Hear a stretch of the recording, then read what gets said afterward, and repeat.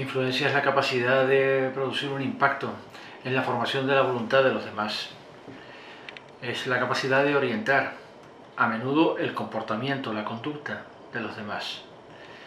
Y esto significa en política un gran activo. En política no todo es autoridad y menos aún mando.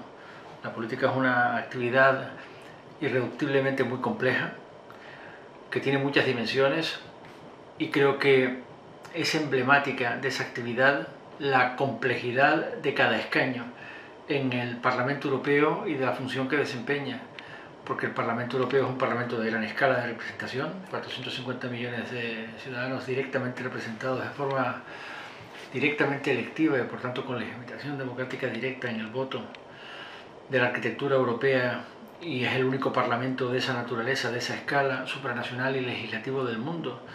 Pero es un parlamento en el que inevitablemente cada día estás obligado a vestir varios sombreros.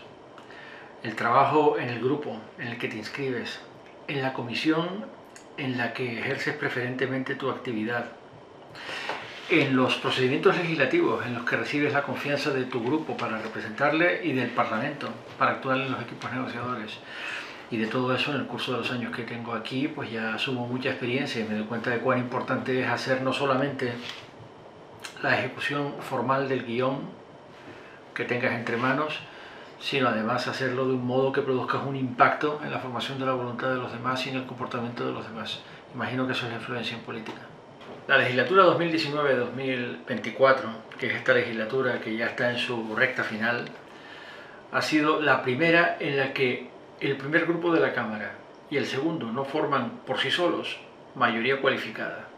Requieren para la formación de la voluntad legislativa, para expresar la voluntad legislativa del Parlamento Europeo, su mandato legislativo, en su caso, en los trílogos con el Consejo, geometrías variables de amplio espectro. Y por tanto, el primer logro es que a pesar de la proliferación sumamente preocupante de escaños nacionalistas, de extrema derecha y rabiosamente eurófobos, todavía en el Parlamento Europeo sumamos, con dificultades crecientes, pero la sumamos, una mayoría proeuropea, europeísta, que ha apoyado las mejores decisiones europeístas de la Comisión en este mandato. La respuesta unitaria y coordinada frente a la crisis de la pandemia del COVID, frente al estrago social y económico causado por la pandemia, con una federalización de la deuda, una mutualización de la deuda que había sido una ambición del grupo en el que me inscribo, el Grupo Socialista Europeo. Por fin una deuda mutualizada con la que financiar grandes programas de reinversión, grandes programas de recuperación, recovery plan, grandes programas de sostenimiento social de puestos de trabajo y empresas, y también una respuesta unitaria frente a esa amenaza existencial en nuestra frontera directa, que es el regreso de la guerra al continente europeo de forma abrupta y muy violenta y muy sanguinaria. La guerra de agresión brutal de Putin contra Ucrania hemos reaccionado de forma unitaria y lo hemos hecho en una clave distinta y mucho mejor a la practicada en la, a mi juicio, desastrosa gestión de la gran recesión, que fue catastrófica para la causa europea. Por tanto, seguramente el mejor logro es haber mantenido con dificultades una mayoría proeuropea, y en la comisión que presido, sin duda, esto se ha expresado en una mayoría proeuropea en la construcción de un nuevo pacto de migraciones y asilo, que por fin apueste por un equilibrio aceptable entre responsabilidad compartida y solidaridad vinculante y obligatoria en situaciones de emergencia, particularmente después de operaciones de salvamento y rescate, en las llamadas situaciones de crisis en las fronteras exteriores de la Unión Europea.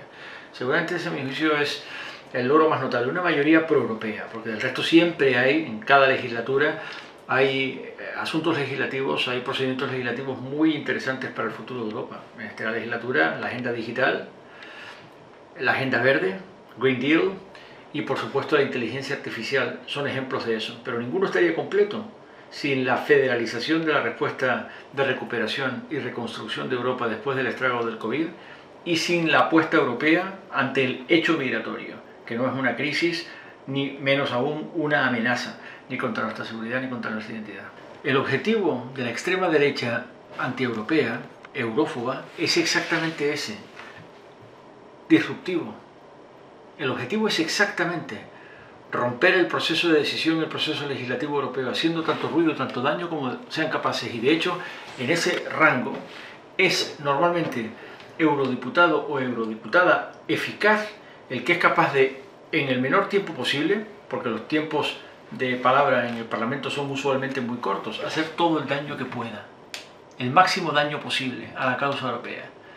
Normalmente el parlamentario disruptivo más eficaz es el que en el menor tiempo es capaz de embutir el mayor daño posible, insultando, desprestigiando, desacreditando o saboteando un procedimiento legislativo en curso.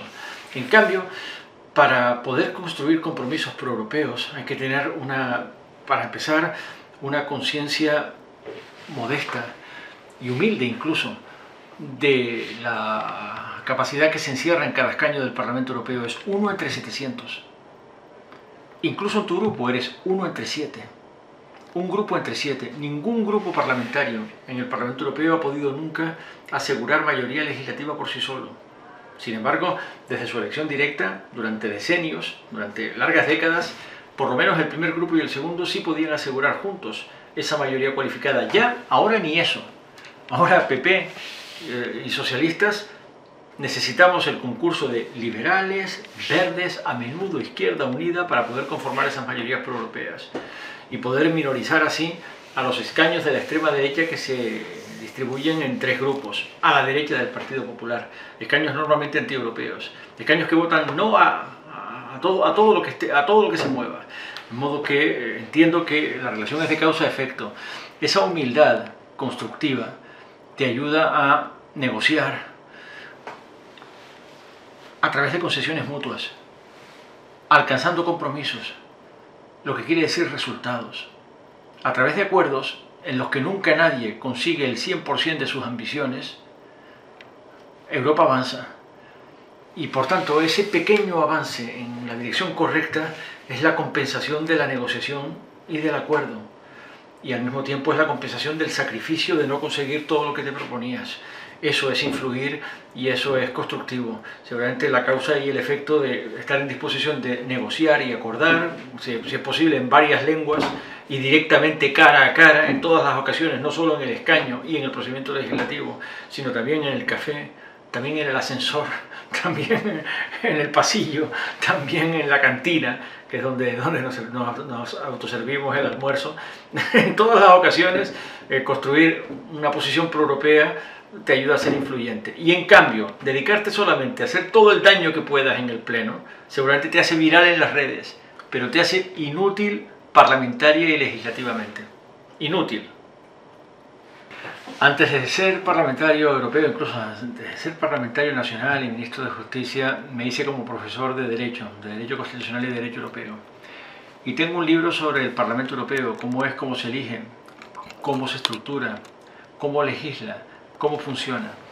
Y explico en ese libro que el Parlamento Europeo hace años que no tiene ningún déficit de legitimación democrática, no tiene déficit democrático, es directamente electivo.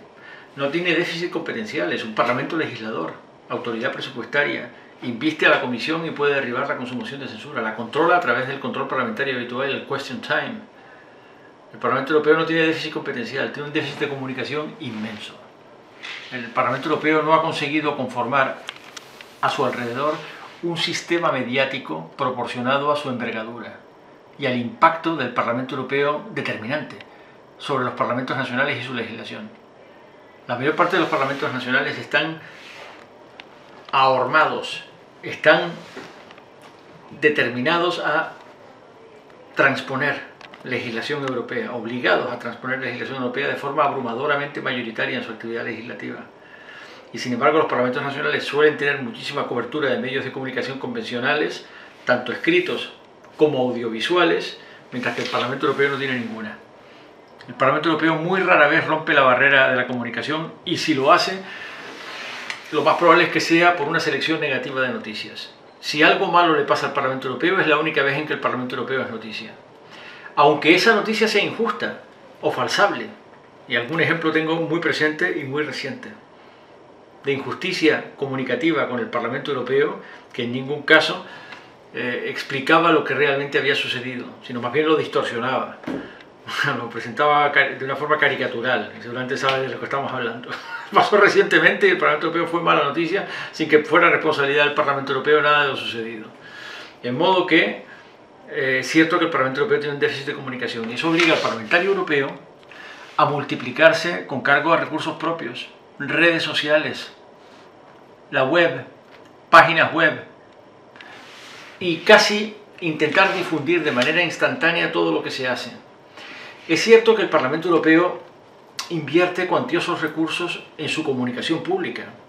Muy poca gente sabe que toda la actividad del Parlamento Europeo puede ser seguida de forma inmediata y directa a través de la web del Parlamento Europeo. Solo hay que pinchar para saber no solamente lo que se dice y hace en el Parlamento Europeo, sino incluso el examen individual de rendimiento de cada parlamentario. Pero muy poca gente se molesta. De modo que nosotros tenemos que multiplicarnos en ese esfuerzo. Ese es el gran problema. Y por supuesto, la transformación del mundo digital está afectando muy negativamente a la sociedad y consiguientemente a la política. Afecta a la convivencia negativamente, porque las redes sociales son muy divisivas en sus mensajes jibarizados, reducidos y confrontacionales. Normalmente están extremando la polarización y son un factor de profundización del malestar y también de la tribalización de la política. Son trincheras de tribus enfrentadas cada vez más mutuamente intransigentes, cada una encerrada en su burbuja de redes sociales. El algoritmo te va encerrando cada vez más en tu propia burbuja. El algoritmo te retroalimenta de los mensajes negativos que tú has elegido y por ejemplo, te hace vulnerable a las mentiras que tú has decidido creer. Mirad, es una paradoja absolutamente real. Por lo tanto, ese es el primer impacto negativo. Y el segundo impacto negativo es que además las redes sociales se están volviendo cada vez más crueles en su modelo de negocio. Están expulsando a cada vez más usuarios que las disfrutaron gratis durante un tiempo pensando que eso duraría toda la vida. Y cada vez más se está convirtiendo en herramientas de oligarcas, de grandes corporaciones tecnológicas o de personajes sin escrúpulos. Multimillonarios sin escrúpulos que están convirtiendo el paisaje de las redes sociales en un paisaje particularmente salvaje e irrespirable. Están expulsando a mucha gente. Eso también es una amenaza para esa herramienta de comunicación que hemos utilizado. Lo único que se me ocurre es que de una vez construyamos un espacio de ciudadanía europea, una opinión pública europea. Y creo que partidos políticos europeos servirían a ese objetivo. Un verdadero debate político europeo, partidos europeos y parlamentarización de la política europea. Eso le daría visibilidad a la política europea y la haría más atractiva para cada vez más gente. De modo que cada vez más gente, esperablemente cada vez más gente joven, se interesaría por la política europea. Y eso compensaría la enormidad de los problemas a los que nos enfrentamos al comunicar nuestra acción y la dependencia de redes sociales cada vez, insisto, más secuestradas por intereses oligárquicos y grandes corporaciones tecnológicas. Cada elección europea es un reto porque es una elección directa. Y es bueno que la gente lo sepa, ojalá la gente lo supiera. A menudo cuando lo explico, mi mensaje es if they would only know, if they would only know. ¿Cuánto les interesa al Parlamento Europeo? Porque les representa para empezar. En segundo lugar, porque el Parlamento Europeo matters. The European Parliament matters a lot. Nosotros hacemos leyes aquí que son determinantes para la política nacional. Solo pensar en el techo de gasto, que deriva directamente del marco financiero plurianual. El techo de gasto de cada país es un imperativo presupuestario y deriva del marco financiero que adoptamos aquí en el Parlamento Europeo. Por lo tanto, sería importantísimo comunicar mejor y hacer una campaña muy política, ojalá con proyectos políticos diferenciados que dieran una opción a la ciudadanía que nos va a votar en junio del 24. Ojalá los medios de comunicación nos ayudaran, en lugar de opacarnos o en lugar de colocarnos en el último lugar de la agenda, disminuyendo así la participación. Debo celebrar que, aunque la participación declinó muchos años desde la primera elección democrática del Parlamento Europeo, que fue en 1969, rebotó en 2019 al alza, superando en todos los Estados miembros el 50% en el conjunto, quiero decir, en la media, y en España, franja alta, 62%. Ojalá lo sostengamos. Ese sería desde luego mi objetivo y sería mi ambición política, el galvanizar las elecciones europeas de junio de 2024 como unas elecciones atractivas para la ciudadanía, para que la gente se vote y sobre todo para la gente joven que sabe que su futuro es Europa y que necesita una escala de relevancia global que solo puede ser en nuestro caso la Unión Europea. Para actuar en la globalización, que es inexorable, que no es un horizonte, sino que ya está aquí, hace falta una escala global de relevancia. Y la nuestra es la Unión Europea, no tenemos otra. Por lo tanto, ojalá seamos capaces de comunicarnos. Ese sería de luego mi objetivo, unas elecciones participativas donde la participación no volviera a declinar, sino se mantuviera en la franja alta, ojalá incluso creciendo, y muy politizadas, donde la gente viera que realmente puede marcar una diferencia el votar en un sentido en otro. Ojalá. Yo siempre hago campañas muy enérgicas, insistiendo mucho en que Europa realmente cuenta y realmente importa, y que este Parlamento es un Parlamento legislador, que esto es algo que no todo el mundo sabe. Hay mucha gente que cree que el Parlamento Europeo es una especie de asamblea deliberativa, y muy importante el mensaje de que no, hacemos leyes aquí, leyes que te afectan. Cuando hablamos de retención de datos, cuando hablamos de obligaciones de los proveedores de remover contenidos de child sexual abuse online, cuando hablamos de proteger víctimas, cuando hablamos de penalizar a los consumidores y a los explotadores de mano de obra víctima de tráfico de seres humanos, no ya digamos de penalizar a los consumidores de prostitución, de víctimas de trata, de víctimas de tráfico de seres humanos. Estamos hablando de asuntos muy principales del paisaje social europeo. Cuando hablamos de protección de datos, estamos hablando de un derecho fundamental que tiene que ser equilibrado con otras muchas iniciativas legislativas en curso, como la agenda digital o como la inteligencia artificial. Estamos hablando, y hablo solamente del campo de mi competencia, pero podría hablar de medio ambiente, que es una agenda enorme, que no es la de mi competencia como presidente de la Comisión de Libertad y Justicia Interior, pero de una importancia imposible de evaluar, absolutamente inmensa, inabarcable, la agenda medioambiental y la necesidad de combatir el cambio climático. La Unión Europea también se ha propuesto ser campeona en el mundo en la lucha contra el calentamiento. Es decir, estamos hablando de asuntos tan importantes que se deciden en el Parlamento Europeo que parece de verdad casi insufrible que la gente no lo sepa todavía cuánto se juega en la conformación del Parlamento Europeo. Esto lo digo con preocupación, porque conozco las prognosis y muchas hablan de un incremento todavía más del que hemos sufrido, de escaños de extrema derecha, nacionalista y eurófoba. Es una catástrofe en el horizonte que todavía podemos conjurar. We can spell it out. Todavía podemos evitarlo. Pero la prognosis dice, no, es que las elecciones europeas del 24 todavía van a escorar más a la derecha, al Parlamento Europeo. Como comprenderás, no es lo que yo deseo, ni como europeísta ni como socialista. Por tanto, ojalá sea una campaña muy competitiva, muy política y muy comunicativa y muy movilizadora. Ojalá.